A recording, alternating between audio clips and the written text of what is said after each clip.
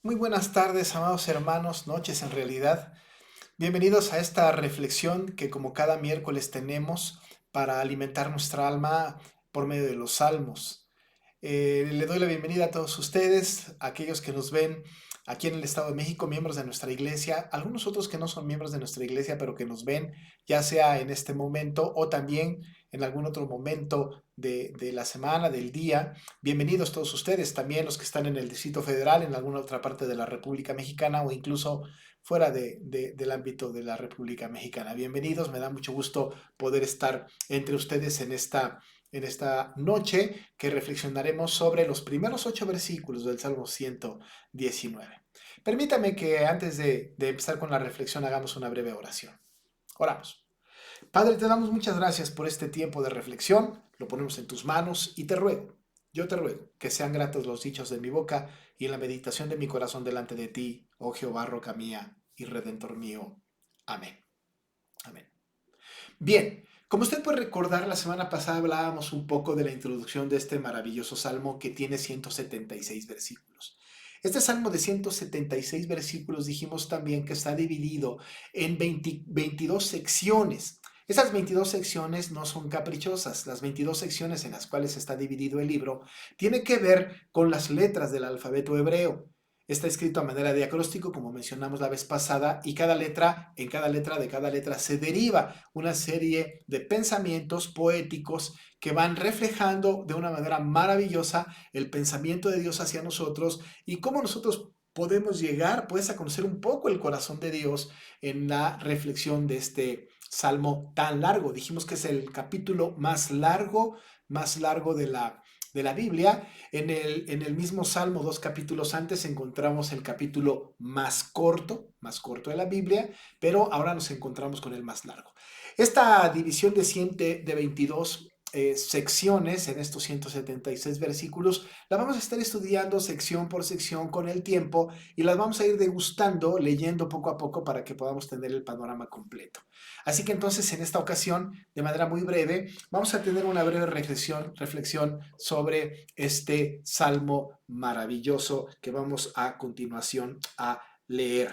Yo le invito entonces para que tenga en su mano su Biblia y que me acompañe para hacer la lectura de estos primeros 8 versículos. Dice así: Bienaventurados los perfectos de camino, los que andan en la ley de Jehová. Bienaventurados los que guardan tus testimonios y con todo el corazón le buscan, pues no hacen iniquidad los que andan en sus caminos. Tú encargaste que sean muy guardados tus mandamientos.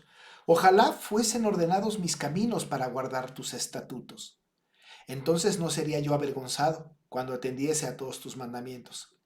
Te alabaré con rectitud de corazón. Cuando aprendiere tus justos juicios, tus estatutos guardaré. No me dejes enteramente. Amén. Hasta ahí la lectura de la palabra del Señor. Bueno, tenemos nosotros en este salmo que ya dijimos que está dividido en 22 secciones, esta primera sección. La primera sección que está aquí, la cual corresponde a la letra Aleph, es una sección, digamos, introductoria. De alguna manera va a marcar la pauta para el resto de las 21 secciones que nos faltan.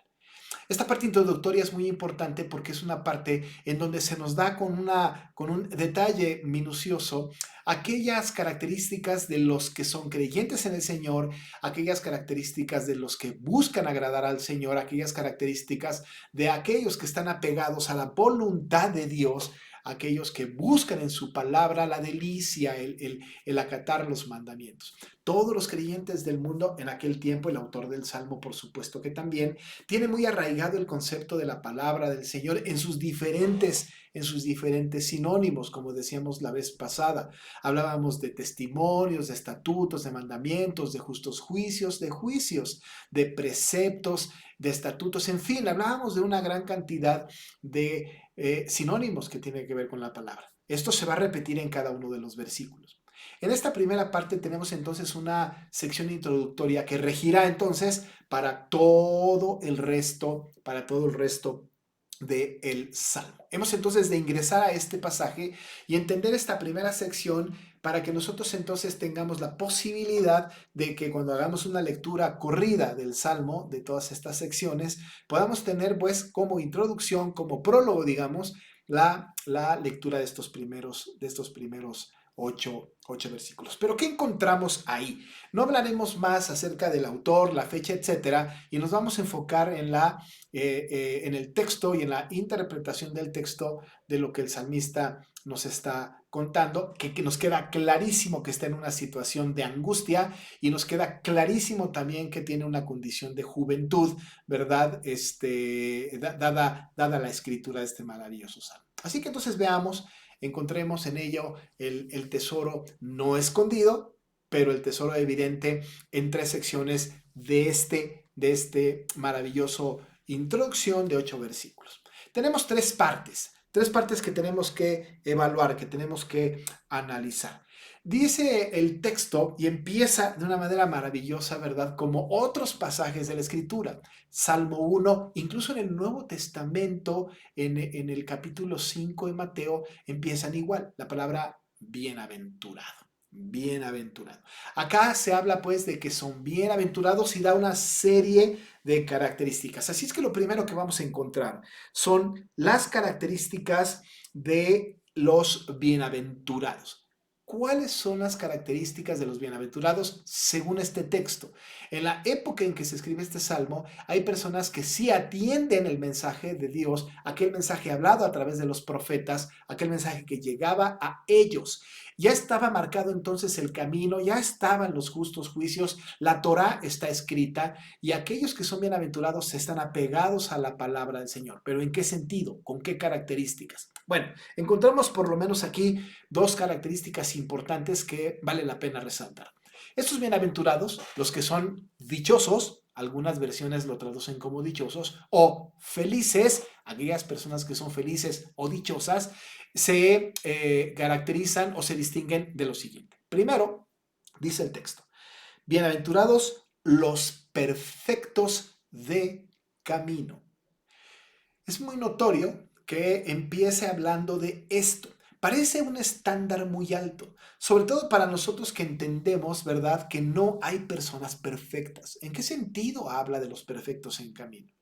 El asunto de la perfección está muy lejos de nosotros. Cualquiera, usted o yo, podemos pensar en nuestra propia vida haciendo un autoanálisis de nosotros mismos y podemos llegar a la conclusión, sin duda alguna, de que perfectos en realidad no somos. Perfectos no lo somos. Dista mucho para esta condición. Incluso tenemos en el contexto bíblico de toda la escritura de que este estado de perfección, ¿no?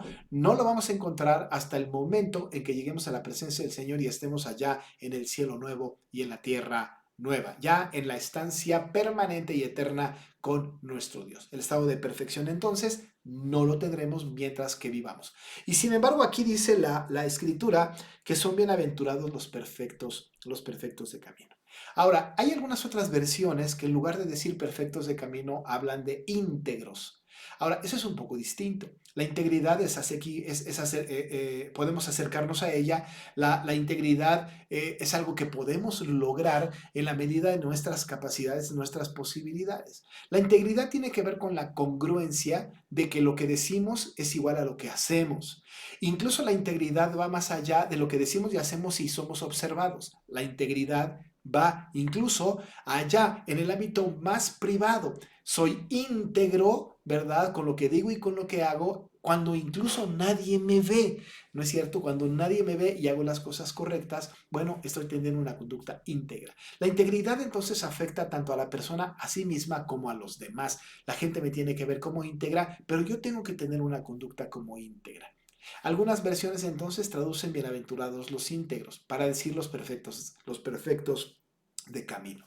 Ciertamente, una característica es esta, la integridad o los perfectos de camino. Aquellos que buscan deliberadamente, que buscan, anhelan, ¿verdad? Estar haciendo lo que el Señor quiere que hagan y en integridad. ¿No? En integridad hemos de buscar al Señor, en integridad hemos de servirle. Dice el Salmo en esta introducción, ¿verdad? Que son bienaventurados los íntegros, los perfectos de camino. Ahora, para que no sea solamente lo que yo estoy diciendo así, la Biblia misma en la siguiente parte confirma esta verdad.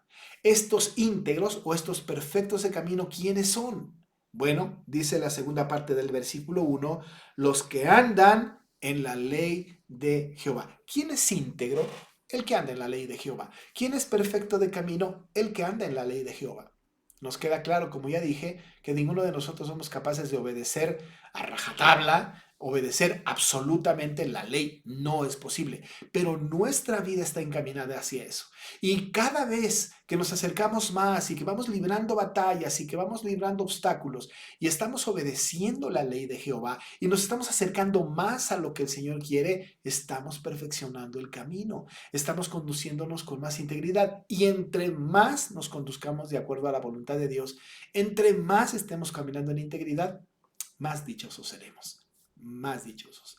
La tristeza que a veces embarga nuestras vidas es que seguramente no estamos andando en la ley de Jehová, lo que resulta en que no somos perfectos de camino. Bueno, esa es la primera característica de los bienaventurados. La segunda característica de los bienaventurados está en el versículo número 2, que dice, bienaventurados los que guardan sus testimonios. Los que guardan sus testimonios. Alguna vez, en alguna otra reflexión de Salmos y en algún otro curso, alguna otra clase, alguna otra predicación, mencionaba que guardar no tiene que ver con esconder. Guardar no tiene que ver con poner en algún lugar secreto bajo llave algún tesoro. No, ciertamente sí, en el sentido coloquial de nuestro lenguaje común. Pero cuando estamos hablando de guardar aquí, no es tampoco una figura de lenguaje, sino que tiene que ver con una actitud del corazón. Guardar, pues, tiene que ver con refugiar en el corazón, de tener en el corazón, de tenerlo disponible para nuestra conducta cotidiana, algo. Y lo que se habla aquí es que son felices los que guardan, los que tienen recepcionado en su corazón que los testimonios de Jehová. Así lo dice el salmista. Bienaventurados los que guardan sus testimonios, los que guardan sus testimonios. Y como está guardado en el corazón, ¿verdad? Los testimonios de Jehová, nosotros los tenemos arraigados. Ciertamente cuando aprendemos la ley, cuando aprendemos la Biblia, cuando aprendemos los pasajes bíblicos, vienen a nuestra mente y los tenemos ahí registrados. Para algunas personas la palabra solamente está ahí, ¿verdad? En el intelecto, en la mente, en el conocimiento de memoria. Quizá aquellos que se acercan a la palabra del Señor de manera intelectual existen y nunca llegan al corazón. Sin embargo, los que son bienaventurados no son aquellos que pueden aprender de memoria sin que puedan tener un sentido espiritual, sin que sean íntegros, como decía la característica primera. Aquellos íntegros, aquellos que buscan la ley de Jehová, aquellos que guardan los testimonios, son aquellos que tienen albergado esa información que hay en la mente, ha bajado al corazón y está albergado, por supuesto, en el corazón. Y del corazón sale, y del corazón emana. Dice la segunda parte de este versículo. Además de que dice bienaventurados los que guardan sus mandamientos, entonces nos habla de cuál es el resultado. Dice, todo el corazón le busca, ¿no? De todo corazón, con todo el corazón le busca. No hay manera, amados hermanos, de buscar al Señor si nuestro corazón no está plagado, no está lleno, no está infectado, valga la expresión, de los testimonios de Jehová, de la palabra de Jehová, de la ley de Jehová, de los mandatos de Jehová. Esa palabra que está en nuestro corazón y que guardamos con anhelo, ya hemos dicho, la tenemos ahí disponible, entonces de nuestro corazón, como dice el texto, de nuestro corazón le buscamos, ¿no? Dice, bienaventurados los que guardan sus testimonios y con todo el corazón le buscan. ¿Le buscan a quién? Le buscan a Dios. Tratan de agradar a Dios. Así que esta primera parte, que es muy importante, habla justamente de aquellos redimidos que son felices, que son dichosos, que son bienaventurados. Estos tienen las características de andar en integridad, perfectos de camino, porque andan en la ley de Jehová. Estos bienaventurados, estos dichosos también guardan, atesoran en el corazón el testimonio de Jehová y del corazón, ¿no? Con todo el corazón buscan al Señor. Esa es una característica muy importante. Así que ahí tenemos una descripción muy visual de aquellos a los que está dirigido este maravilloso salmo. Ahora, es muy importante decir que esta bienaventuranza de los que andan, los perfectos en camino, los que andan en la ley de Jehová, los que guardan sus testimonios y con todo el corazón le buscan, es el tema general del libro. Es el tema general del libro. Cada vez va a haber una expresión que tiene que ver con la palabra y cada vez pudiésemos nosotros añadir bienaventurados, bienaventurados, bienaventurados. Pudiésemos decir, por ejemplo, y nada más por dar un ejemplo en el versículo 9, que ya es parte de la otra sección, algo como esto. Bienaventurado el joven, ¿verdad? Que limpia su camino con la palabra de el Señor. Es bienaventurado el joven que limpia su camino con guardar la palabra. Estoy haciendo una versión coloquial, pero la bienaventuranza pues acomoda en todos los versículos de este maravilloso libro. Hay una característica y es bienaventurado aquel que acata las disposiciones y que las guarda en el corazón. Después de hablarnos acerca de las características del bienaventurado, del creyente, entonces ahora pasa a hablarnos de una orden, de la tarea que le da el Señor a estos bienaventurados, a usted y a mí. La expresión con la que nos empieza este versículo número 4 es bastante clara. Dice, tú encargaste. Algunas versiones dicen, tú ordenaste. Esta expresión tú, que es pronominal, evidentemente se está refiriendo a Jehová, porque ya previamente hablábamos de la ley de Jehová, los que andan en la ley de Jehová. Este Jehová es el anhelante, este Jehová es el que establece la ley, este Jehová es el que nos ha dado el camino para que andemos en perfección en él, en integridad. Este Jehová justamente es el que pide que guardemos sus mandamientos. Bueno, pues el salmista dice, tú, Jehová, tú, nuestro Dios, encargaste. Tú encargaste. Hay una orden. Dije yo, hay algunas versiones que dicen tú ordenaste. Da lo mismo, encargar, ordenar. La traducción aquí, ¿verdad? Está bien, pero es más fuerte la de ordenar. Hay un mandato, hay una orden de parte de Dios. Pero ¿qué es lo que Dios encargó al bienaventurado? Dice, tú encargaste, y aquí viene, encargaste que sean muy guardados tus mandamientos. Ahora, quiero hacer énfasis en que en el versículo que tenemos antes, ¿no? En el versículo número 2 y también en el versículo número 3, ¿no? Hablamos acerca de esto. Hablamos acerca de guardar. En el versículo 2 dice, bienaventurados los que guardan sus testimonios. Los que guardan sus testimonios. Guardar los testimonios. Hay una orden y habla acerca y pone un adverbio muy interesante. Habla de muy, ¿verdad? Dice el versículo 4. Tú encargaste que sean muy guardados. El énfasis es evidente. Muy guardados. Es exageradamente guardados. Es con una intención deliberada del creyente, del bienaventurado, de guardar. Muy guardados es con una gran intención, con un impulso importante de guardar la palabra. ¿Cómo lo dice en esta orden? ¿No? Tú encargaste que sean muy guardados tus mandamientos. Es decir, hay un énfasis. El Señor dice, esto es lo que yo ordeno, que con mucho cuidado, diligentemente, todo el tiempo, sin descansar, todos mis mandamientos sean muy guardados. Muy guardados. Entonces, no solamente es una característica del bienaventurado, ¿verdad? Sino es una orden. Y además, no solamente que sean guardados, pero que sean muy guardados. Esto también implica que en cada situación, en cada circunstancia de nuestra vida, la ley de Jehová, los mandamientos, sus testimonios están anidados en el corazón de los hombres. Y sigue en el versículo 5. Ojalá fuesen ordenados mis caminos para guardar tus estatutos. Dice, ojalá fuesen ordenados mis caminos para guardar tus estatutos. Este versículo que es interesante tiene mucho que ver con nuestras actitudes cotidianas. ¿verdad? Porque lo que está diciendo en el versículo 4 es tú encargaste y hemos dicho que ordenaste es mejor. Y en el versículo 5 dice, ojalá fuesen ordenados mis caminos para guardar tus estatutos. Miren, hermanos, que guardar, ¿no? Ojalá, dice el texto, fuesen ordenados mis caminos, tiene que ver con esa intención deliberada, ¿verdad? De que nosotros atesoremos y que los juntemos y que los tengamos muy bien en nuestra mente y en nuestro corazón. Bien entendidos, además muy practicados. Ordenar mis caminos, ¿no? Ordenar mis caminos tiene que ser con alinear los caminos con los caminos del Señor. Ordenar mis caminos es ponerlos justo, ¿verdad? En la ley del Señor. Mis caminos y los caminos del Señor tienen que estar aparejados. Son como las dos vías del tren.